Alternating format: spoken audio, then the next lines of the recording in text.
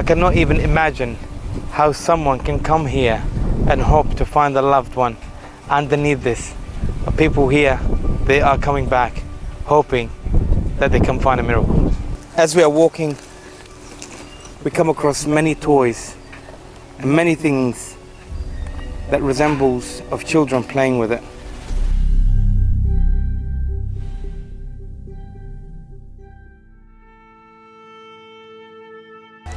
This morning we arrived in this area here where it's been affected by the tsunami disaster, and after asking the local community here about their desperate needs of what is the most important thing for them right now that we can help them, they've advised us that many families here have lost their housing here, which was wiped off. So we've decided that we will build shelters for them to help them and to ease this big burden on them, which is having a protection for themselves and their family in this very, very hard time for them. So alhamdulillah, we have been building shelters for them, and let's together see how today's event was. Through our walk in this area here, that some of the families that we have come across, which live in tents across this building here, this housing complex here, and then we came across a sister that her story is quite heartbreaking. What she tells us is that her only child, when the earthquake struck, was actually sleeping inside this building here, and she wasn't aware at the time, obviously, that the earthquake is about to strike. So she was outside and the child was sleeping inside, and then eventually when the earthquake struck, she had a scream. The child actually screaming out, her 5-year-old only child screaming out, "Mother, mother." And if we walk through, we can actually feel and see the horrific scene that this mother would have gone through, and to find that what actually did happen here. What we see here, there is a wall that has been collapsed, and sadly enough, her son was underneath this rubble here, and she lost her son. I'm now standing in one of the places where the tsunami hit the most. This area here, as we can see right behind me, this is where the canal was, basically where the tsunami actually drove through, going through all the way inside, destroying more destruction over there, and everything along here was swept away. What the locals are telling us, that the tsunami here, that the water, the height of the water here reached 7 meters high, and some of the locals that I used to live here telling us that it was the height of this tree here.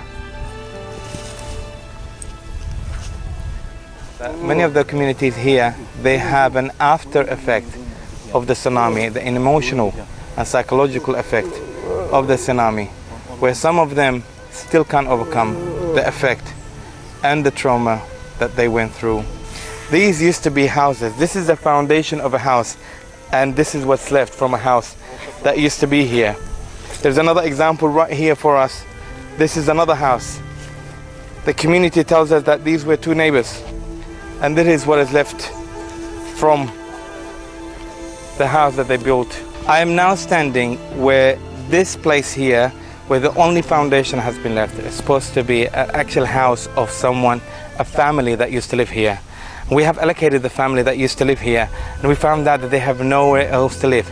In fact, they didn't even have anything to take with them. So some of them were even left at the clothes that they had 3 weeks ago, that they had on them 3 weeks ago, because of everything else that they have lost. Now all the community is coming together to help build one of the temporary shelters that we're building for the people that were affected here in the tsunami, alhamdulillah. As you can see, everyone's working together hand in hand. No one's left without putting their hand in together to get the work done. All coming together to help put up something and make life a little bit easier for someone in need.